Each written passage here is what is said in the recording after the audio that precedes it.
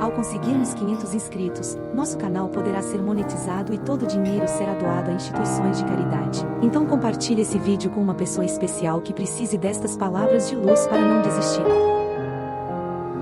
Amigos queridos, envolvidos pela suave melodia da música, pelos primeiros clarões do sol desta manhã radiosa, envolvidos nas vibrações sublimes deste ambiente, preparado para nos receber, convidamos a todos a elevarmos o nosso pensamento a Jesus, nosso bom e amado Mestre, e vincularmos a nossa sintonia no diapasão do seu Evangelho, sentindo renovadas esperanças por um porvir de luzes no íntimo do nosso ser.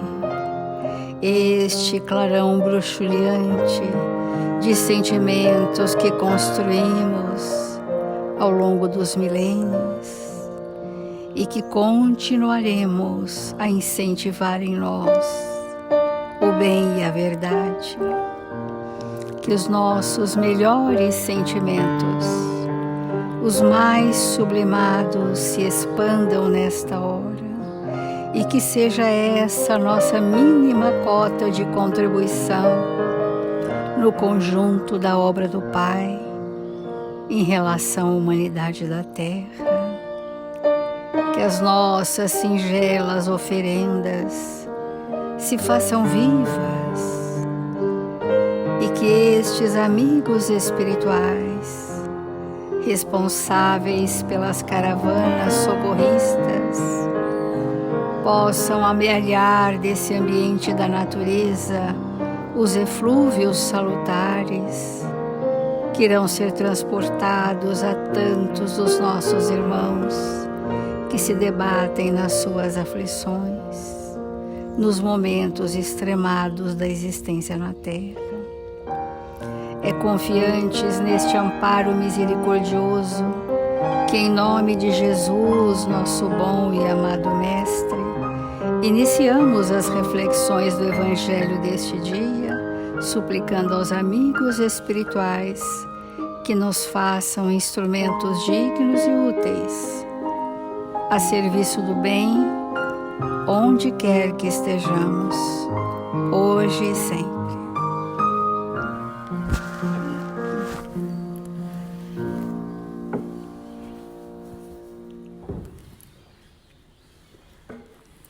Do Evangelho segundo o Espiritismo, nós estamos no capítulo Bem-aventurados os aflitos e no item das aflições com causas passadas, de um passado que está emergido no campo da nossa percepção, a nível de tendências, de valores, de conquistas, de necessidades evolutivas.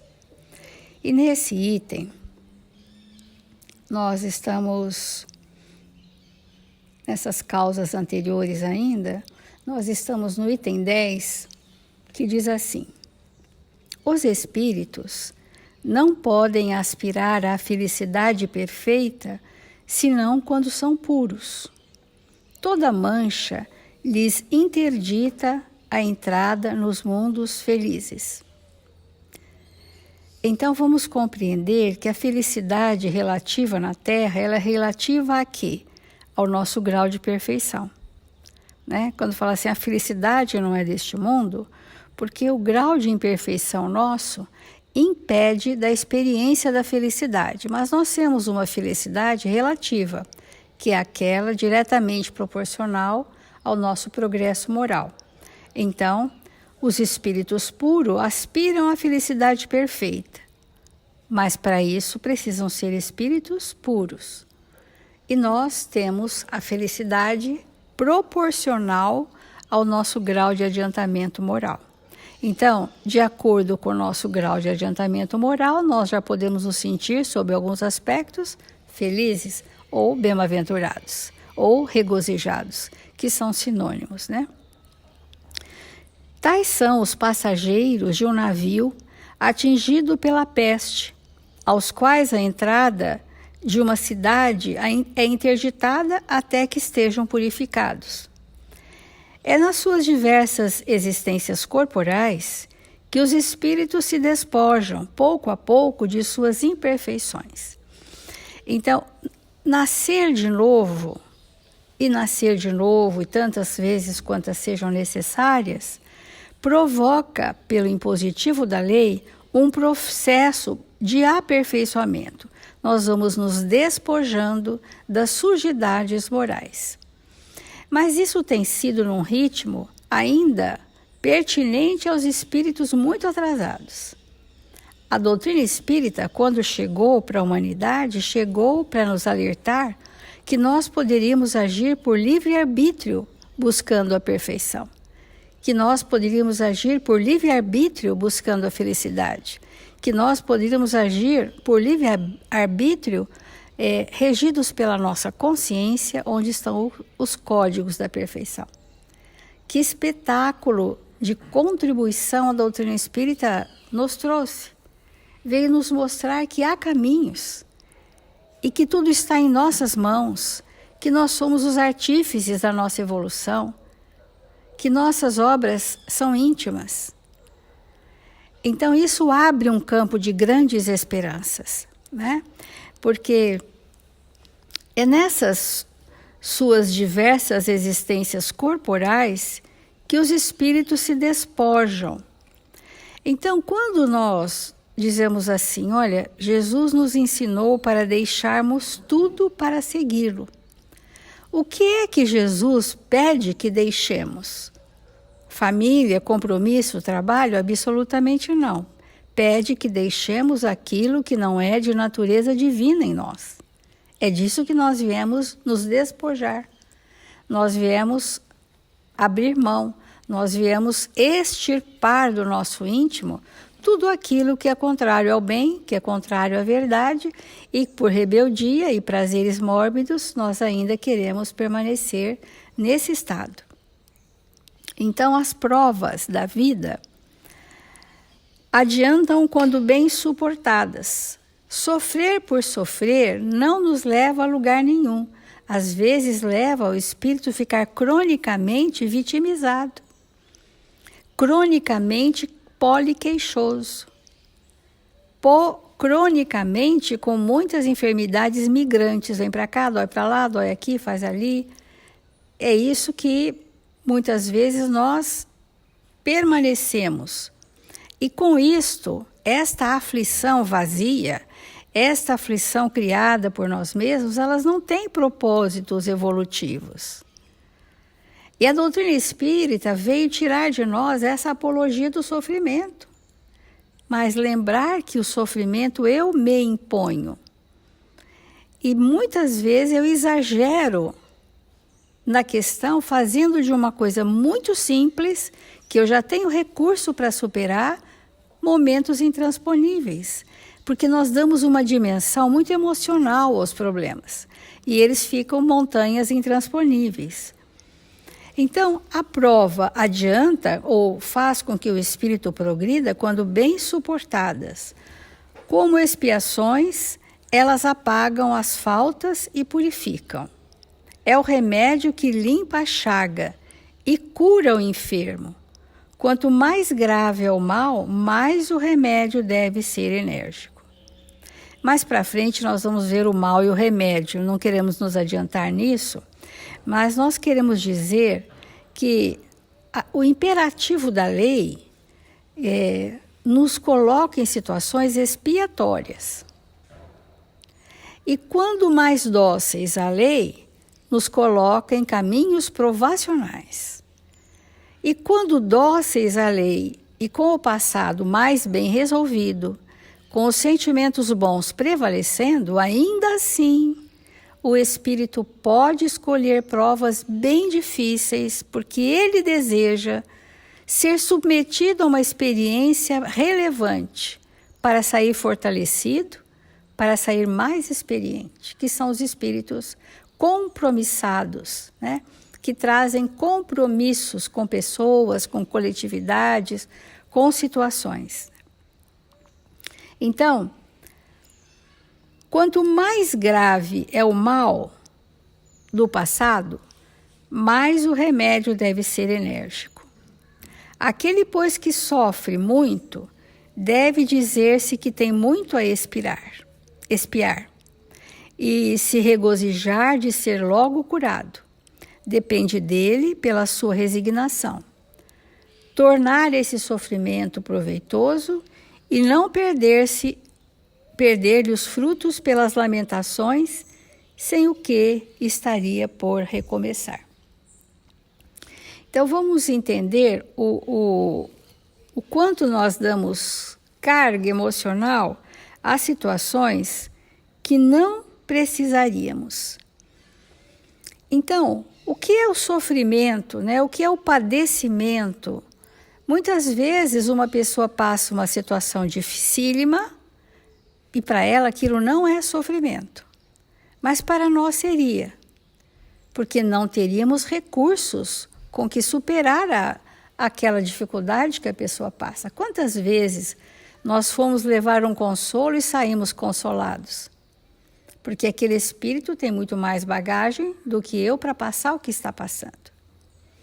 Agora, se a gente escolher uma vida só de satisfação, só de prazeres, de comodidades, levando à inércia, nós seremos sempre frágeis e diante das mínimas provas podemos sucumbir. E Emmanuel, no livro Caminho, Verdade e Vida, na lição Padecer, ele vai falar exatamente isso para nós.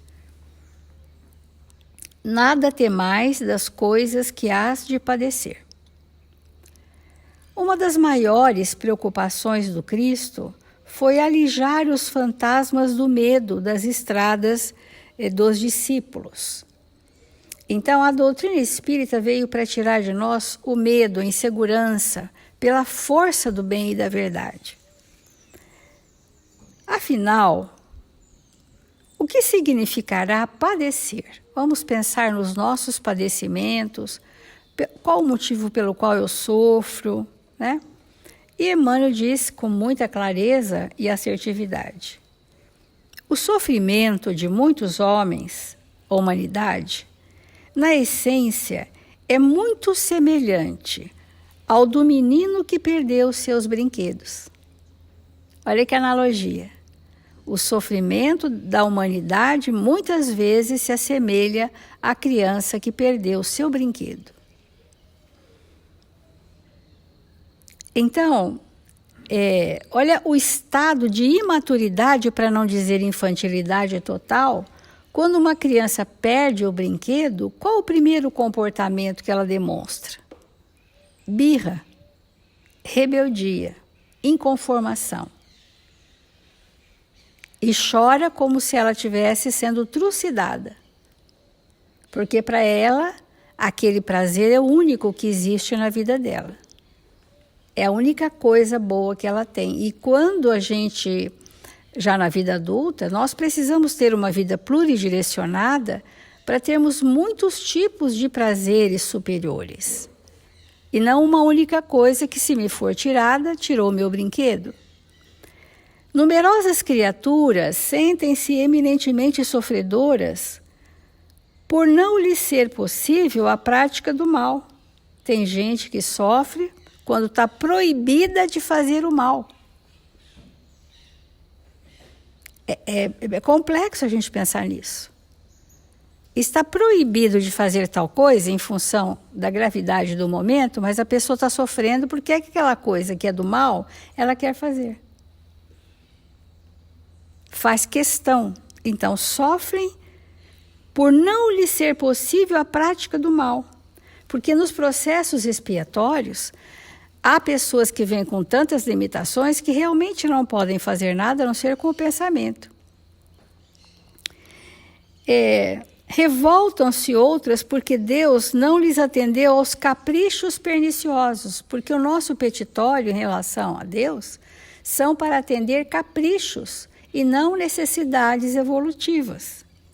A fim de prestar a devida cooperação ao Evangelho, é justo nos incorporemos à caravana fiel que se pôs a caminho do encontro com Jesus, compreendendo que o amigo leal é o que não procura contender e está sempre disposto à execução das boas tarefas. Estes de nós que estamos sempre dispostos a entender, compreender e executar boas tarefas, não conhecem sofrimentos que não sejam desafios para a nossa melhoria pessoal. É assim que a leitura vai sendo do sofrimento. O que antes era só um sofrimento passa a ser uma oportunidade desafiadora para a minha melhoria pessoal. Participar do espírito de serviço evangélico é partilhar das decisões do Mestre, cumprindo os desígnios divinos do Pai que está nos céus. Não temamos, pois, o que possamos vir a sofrer. Deus é o Pai magnânimo e justo. Um Pai não distribui padecimentos, dá corrigendas, e toda corrigenda nos aperfeiçoa. Vamos refletir.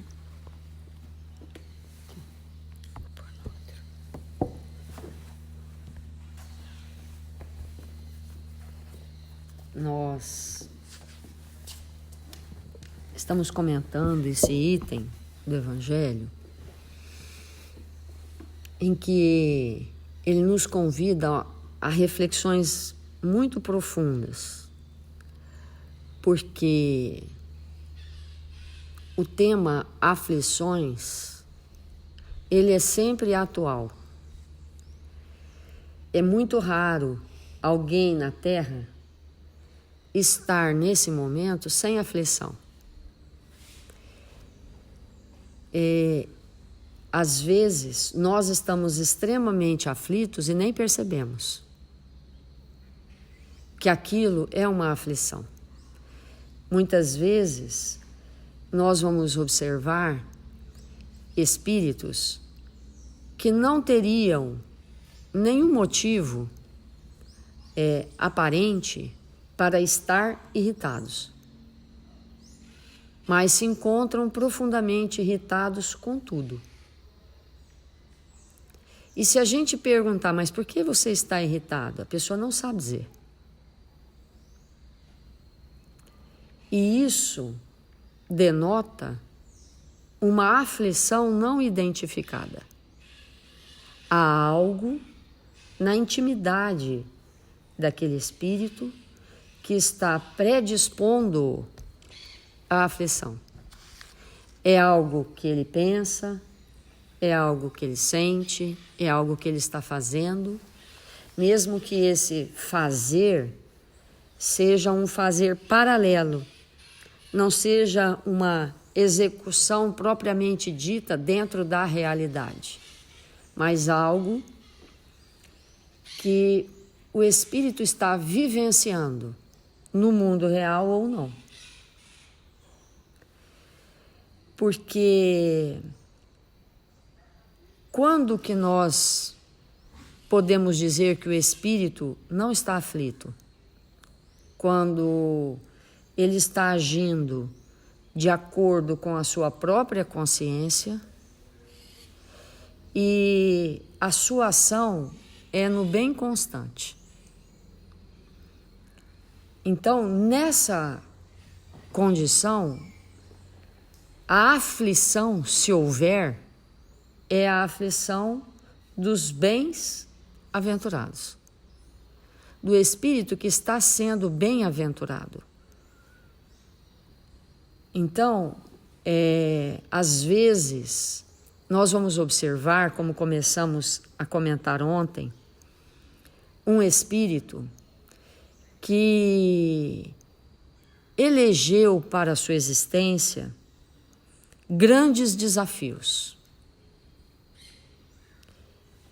e fez essa solicitação para que ele pudesse desenvolver mais rapidamente, numa velocidade maior, as suas faculdades morais e intelectuais.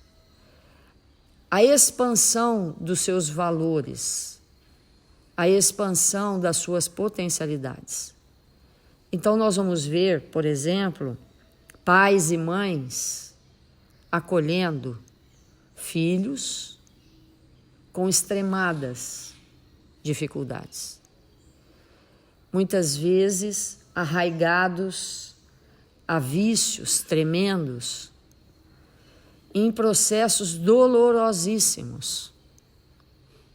E como nós falamos ontem, o espírito, ele elege viver aquela situação para ampliar as suas potencialidades e, obviamente, auxiliar aquele que se encontra em dificuldade. E como falamos ontem, às vezes os pais se desdobram em auxiliar filhos em condição de espíritos com muitas dificuldades. Mas esses filhos, que são espíritos, muitas vezes não trouxeram de maneira nenhuma uma disposição íntima de mudança.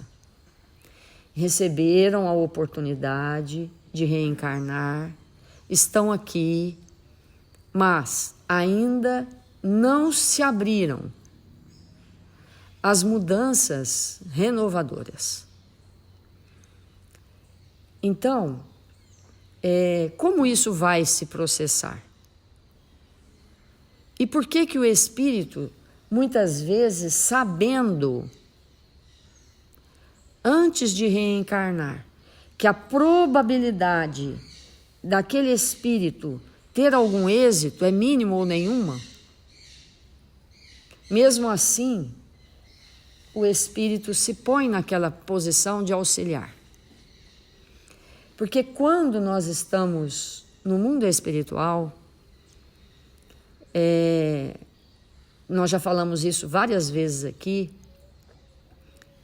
no estado fora do corpo que o livre-arbítrio tem maior expansão.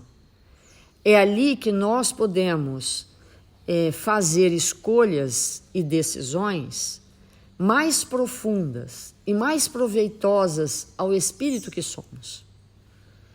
Então vamos imaginar assim, que nós vamos buscar no mundo espiritual, às vezes em regiões muito difíceis, espíritos que se encontram nessas regiões, às vezes centenas de anos. E nós vamos lá buscar esse espírito, que é como se fosse uma pedra bruta, porque está ainda embrutecido, e como a Célia comentou ontem e hoje, as expiações são próprias dos espíritos endurecidos, muito endurecidos, para o bem, para a verdade, para o próximo, para as coisas nobres, né? Às vezes o espírito nem percebe o quanto ele é endurecido, mas é.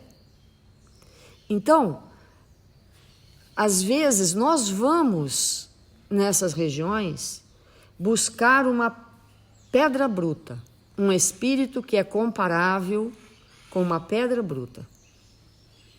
Mas, ao estar no nosso convívio,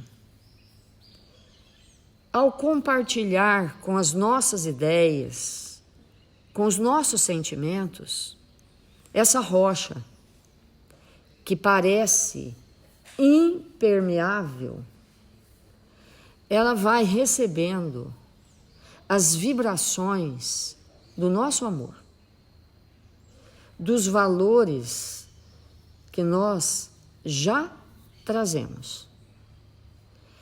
E essa aparente rocha bruta, ante essas irradiações luminosas, elas vão ficando porosas. Essa estrutura começa a ficar porosa.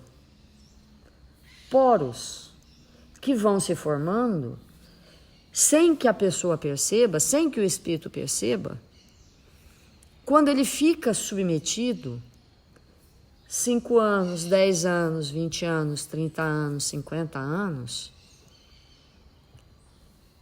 sobre aquele influxo do bem.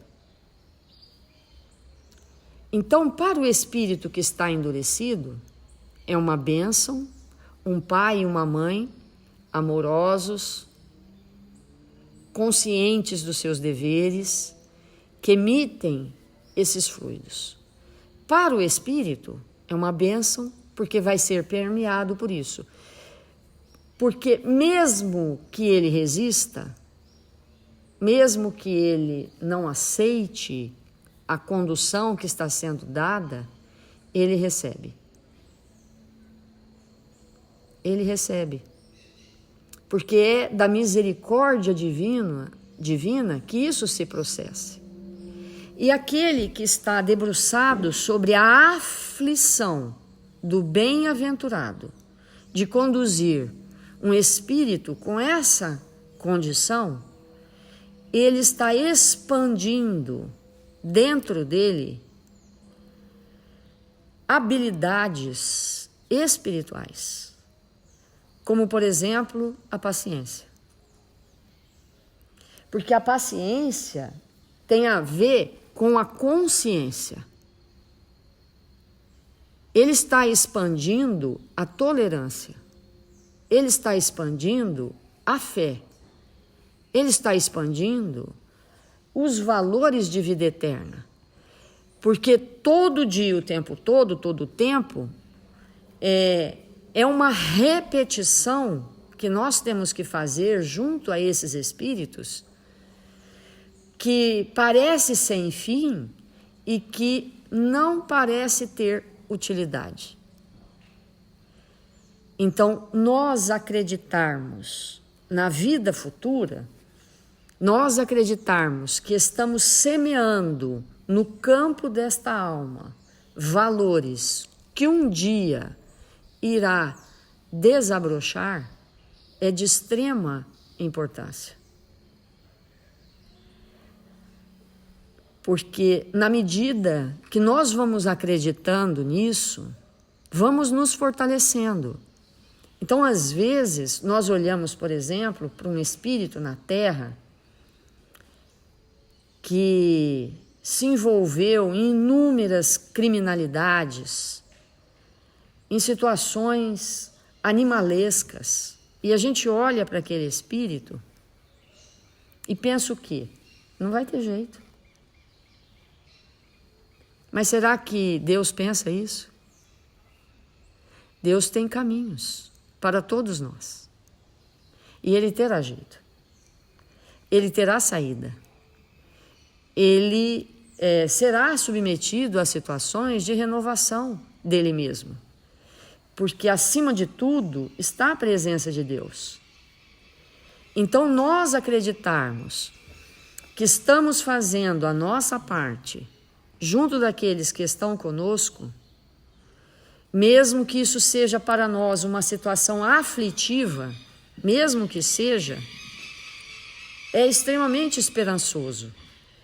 Porque tudo que nós estamos plantando nos corações que nos cercam, haverá de florescer um dia. Então, muitas vezes nós escolhemos, na grande maioria das vezes, quando o espírito traz para si alguém muito endurecido, foi sim uma escolha que ele fez no mundo espiritual para se adiantar mais rapidamente. Porque depois de toda uma existência, fazendo o bem constante para aquele que não está nem disposto a absorver, depois de uma existência de não abandonarmos nem por um minuto aqueles espíritos que muitas vezes nem tem condição de convivência com a coletividade, ao final desse processo, o espírito, sabendo aproveitar aqueles momentos, sai da existência com construções luminosas, extraordinárias. Basta nós lembrarmos quando André Luiz fala da mãe, né? Porque aquele espírito certamente escolheu vir acompanhar filho, marido, parentes próximos, espíritos muito ainda endurecidos, embrutecidos, mas escolheu. E como que nós sabemos que o plano deu certo? Porque apesar da presença dela naquele lar, envolvendo aqueles familiares, isso não impediu de maneira nenhuma que ele cometesse o suicídio indireto. Isso não impediu de maneira nenhuma que ele ficasse 8 anos numa região umbralina. Isso não impediu que o marido tivesse todas as dificuldades que teve. Então, de que valeu? Se não impediu, de que valeu? Valeu porque depois de passar daquelas situações que é fruto dos desatinos e que o espírito acorda, ele tem aonde se ancorar para recomeçar. Então, chega um momento que ele sente necessidade de ir até ela. Para quê? Pelos vínculos que se criaram na Terra, ele poder se fortalecer. Ele poder agora, em condições melhores, ouvir aqueles conselhos. E tudo isso foi construído aqui. Porque se aquele processo não houvesse acontecido, a quem ele recorreria? Como acontece com a grande maioria dos espíritos desencarnados, que numa situação muito difícil vão e voltam sem nenhum processo de renovação. E aí as existências se tornam muito mais longas. Então nós vamos acreditar que é muito importante a nossa presença junto daqueles que vão precisar de nós por milênios e que nós vamos estar por eles quanto tempo for necessário. E essas são as aflições dos bem-aventurados. Vamos fazer a prece.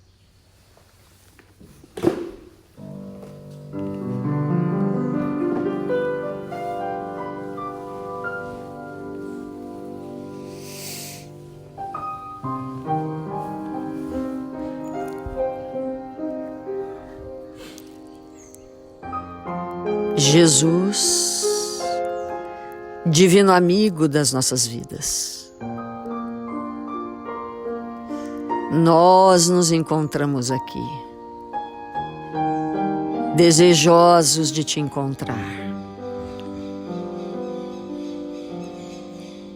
de encontrar com seu olhar doce e misericordioso, a nos envolver nesta hora. Rogamos, Senhor, o seu amparo para todos nós nesse instante. Que as suas vibrações luminosas penetrem profundamente nossos espíritos, Senhor, despertando-nos para as realidades espirituais. E assim, Jesus, possamos seguir os teus passos, nos tornando espíritos melhores. Que esse passe espiritual que acontece no nosso íntimo possa nesta hora nos acalmar, abrir os nossos olhos espirituais, para que possamos nos tornar espíritos mais saudáveis, mais amorosos, mais dispostos ao bem e à verdade. Fluidifica, Jesus, a nossa água, e que estas moléculas, reestruturadas pelo seu amor, possam nos alimentar.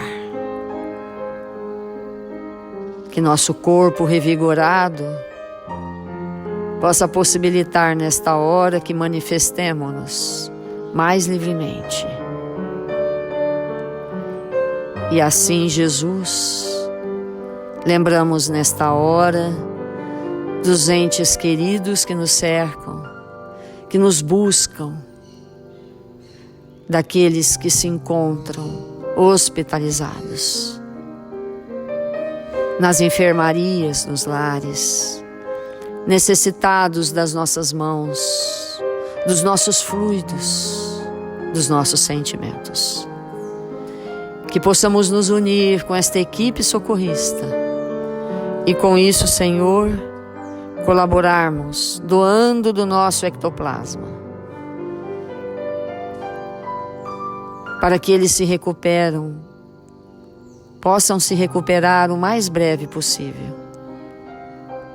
Infunde em seus espíritos a saúde e o bom ânimo, fortalecendo-os. E como fazemos todas as manhãs, rogamos pela nossa nação, que está destinada a ser a pátria do Evangelho. Que sejamos nós, os espíritas, a seguir os passos do nosso Mestre, nos tornando seus mínimos discípulos, fazendo da nossa parte onde quer que nos encontremos. Que o Senhor nos abençoe, hoje e sempre.